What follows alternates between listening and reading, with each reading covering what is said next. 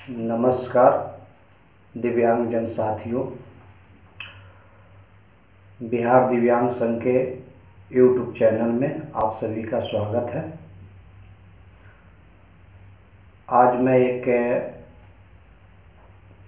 दिव्यांगजनों से जुड़े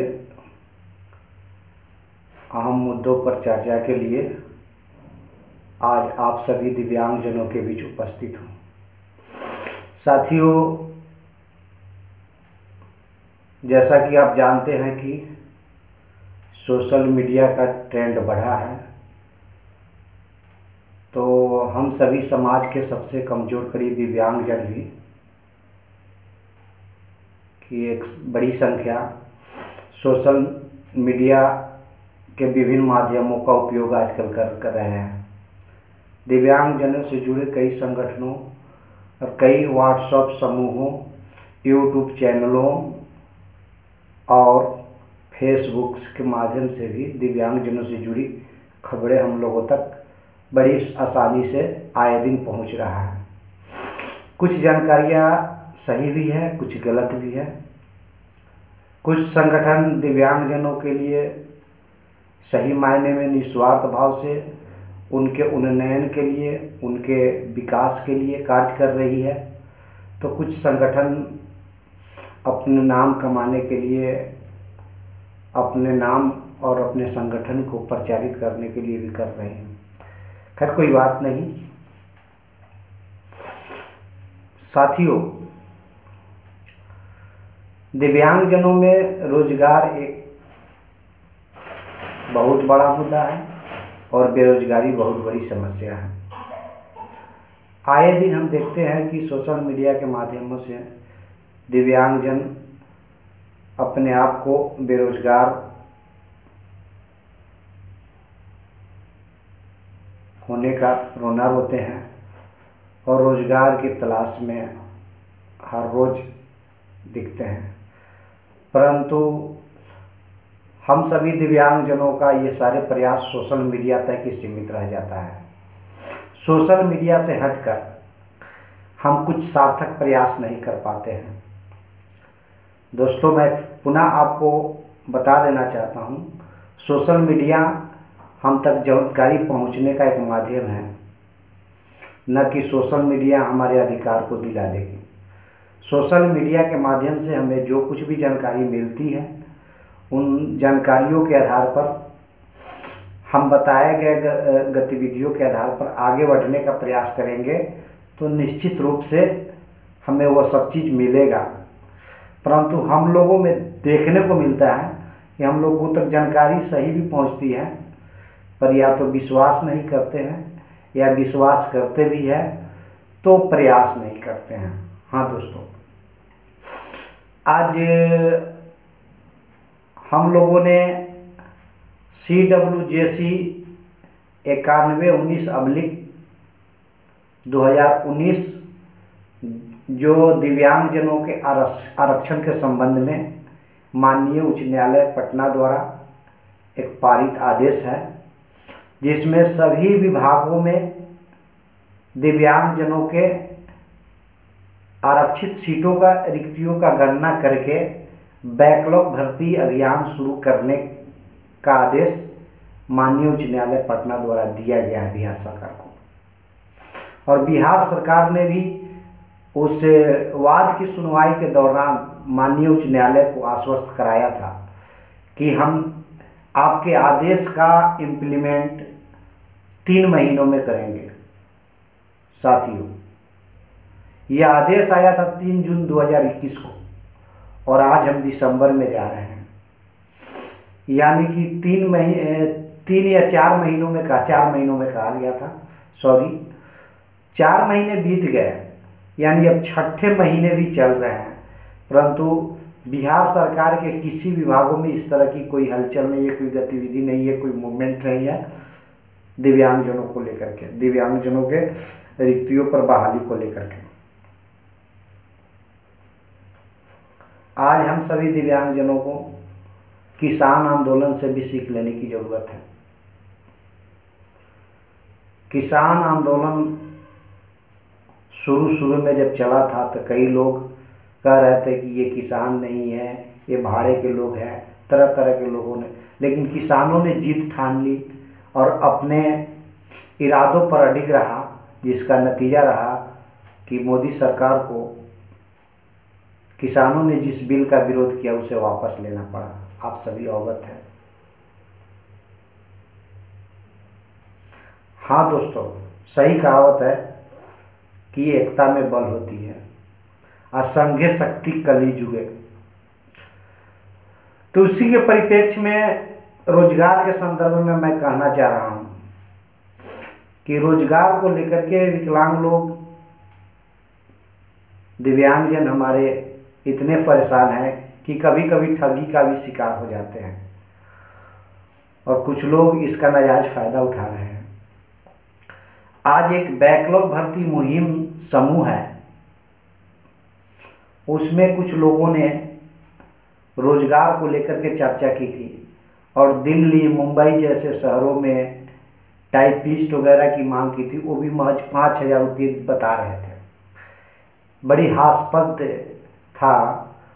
दिल्ली और बम्बई जैसे मेट्रोपॉलिटन शहरों में वो भी शारीरिक चुनौतियों से ग्रस्त व्यक्ति अगर काम करने जाता है और उनके एवज में उन्हें 5,000 रुपये मिलते भी हैं, तो क्या उनका मतलब जीवन कट जाएगा उन 5,000 में?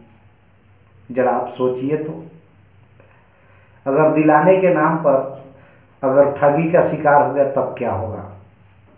हाँ दोस्तों, आए दिन हो भी रहा है विकलांगों के साथ।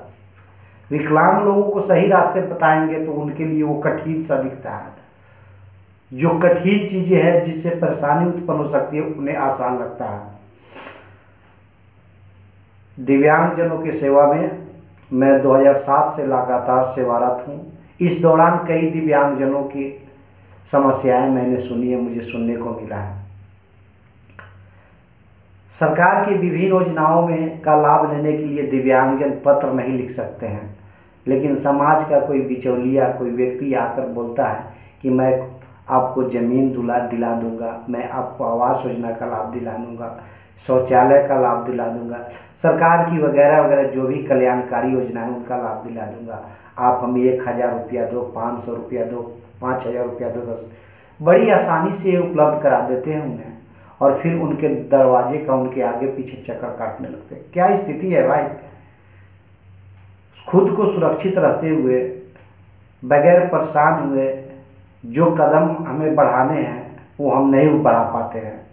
जिन चीज़ों को लेकर हम परेशान हो सकते हैं, परिवार के लोगों का ताना बाना सुनना पड़ सकता है, वो कदम आपके लिए आसान लगता है। कहीं ना कहीं यही सोच हमें और परेशानी में डालती है। हम पुनः आपको कहना चाहेंगे कि आप दिल्ली और मुंबई में जाकर 5,000 रुपये का रोजगार करना चाहते हैं। आपको मैं बताना चाहता हूँ, दिव्यांगजन अधिकार अधिनियम 2016 की धारा 21 में समान अवसर की बात कही गई है और आपके बिहार सरकार ने राज्य आयुक्त निष्पक्षता का पत्रांक 13/18 दिनांक 4/12/2019 निजी क्षेत्रों में समान अवसर नीति का आदेश पारित हुआ है और उस आदेश के अनुसार आपके आसपास में कोई भी निजी स्थापन जैसे नर्सिंग होम, स्वास्थ्य सेवाओं से जुड़े कोई भी कामकाज, दवाखाना, पैथोलॉजी सेंटर, अल्ट्रासाउंड इत्यादि, निजी विद्यालय, निजी महाविद्यालय, शिक्षण प्रशिक्षण केंद्र, डेयरी फार्म, छोटे मोटे उद्योग, सिनेमा घर, वाहनों के विभिन्न तरह के वाहनों की एजेंसियां, जहां पे 20 से अधिक लोगों का कार्य लिया जा रहा हो, उद्योग, मॉल, शॉपिंग कॉम्प्लेक्स, सभी में उस आदेश के अनुसार 5% आरक्षण का प्रावधान है और जहां कम से कम 20 लोग भी काम कर रहे हैं उसमें एक विकलांग व्यक्ति को रखने की अनिवार्यता है, बाध्यता है। बावजूद हम अपने लिए रोजगार अपने आसपास में नहीं खोज रहे हैं, और निश्चित तौर पे और वह आमदनी भी 5,000 से अधिक का होगा। जो अपने कर्मचारियों को, सामान्य कर्मचारियों को जो वेतन दे रहे होंगे उस काम के लिए, वही वेतन तो आपको भी मिलेगा ना, आपको अलग तो नहीं मिलेगा। तो आप आसपास के चीज़ों में अपना रोजगार नहीं ढूंढ रहे हैं, और सोशल मीडिया के माध्यम से गलत है कि सही है उस पर यकीन करके उसके पीछे पीछे दौड़ने लग रहे हैं। और दूसरी बात, सरकार की तमाम कल्याणकारी योजनाओं का मैंने विश्लेषण किया। अगर दिव्यांगजन ठान ले सिर्फ लिखने पर भरोसा करें तो साल के कम से कम विभिन्न योजनाओं से अनुदान के रूप में छोटे छोटे कंट्रीब्यूट एक बड़ी राशि हो जा रही है, जो समथिंग लाख रुपये हो जा रहा है साल में। उन लाख रुपयों को अगर महीना वाइज हम उसको बांटते हैं तो साल का 12 महीने होते हैं, तो अगर लाख रुपये मिल रहे हैं तो 12×96 यानी 8,500 रुपये। आप जितना कमाने का सोच रहे हैं उससे अधिक आपको मिल रहे हैं विभिन्न योजनाओं से लाभ, मगर आप सार्थक प्रयास नहीं कर रहे हैं। यही चीज़ें हमारे लिए, हम जैसे निस्वार्थ भाव से काम करने वाले, आपके लिए काम कर रहे सामाजिक कार्यकर्ताओं के लिए दुख का विषय है। और मैं आज आप लोगों के बीच दुख बयां कर रहा हूं कि हमारे बीच के लोग जा रहे हैं कहाँ भटक रहे हैं। काम आपके आसपास में है और आप इधर उधर भटक रहे हैं। आप सरकारी योजनाओं का पुनः मैं आपको विश्वास दिलाता हूं साथियों कि अगर आप भरोसा करते हैं बिहार दिव्यांग संघ पे और मुकेश कुमार महतो के वक्तव्य पे, तो निश्चित तौर पे आप सरकार की उन तमाम योजनाओं का लाभ ले सकते हैं जो एक आम आदमी के लिए, कल्याण के लिए है। सभी में हमारा 5% आरक्षण है, चाहे कृषि विभाग की योजना हो, चाहे पशुपालन विभाग की योजना हो, या आपके लिए जो भी विकलांग व्यक्तियों के लिए स्पेशल योजना के, जितनी भी योजना, चाहे वन एवं पर्यावरण विभाग, बिहार सरकार की जितनी भी विभाग है, अब जिन जिन विभागों के द्वारा कल्याणकारी योजना आम लोगों के लिए चलाई जा रही है, उन सभी योजनाओं में विकलांग व्यक्तियों के लिए 5% का आरक्षण है। हाँ, विकलांग व्यक्तियों को ढूंढ कर नहीं दिया जा रहा है, आम लोगों में ही हमारी गिनती होती है, लेकिन हम विकलांग हैं, हमें भी इसका लाभ मिले, हम लिखित रूप में सक्षम प्राधिकार को आवेदन दे करके दावा करेंगे।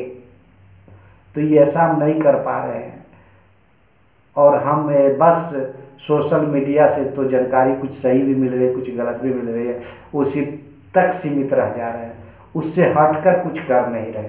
मैं पुनः आप लोगों को भरोसा दिलवाता हूं कि आप लोग कम से कम जैसा बताया जा रहा है वैसा करिए।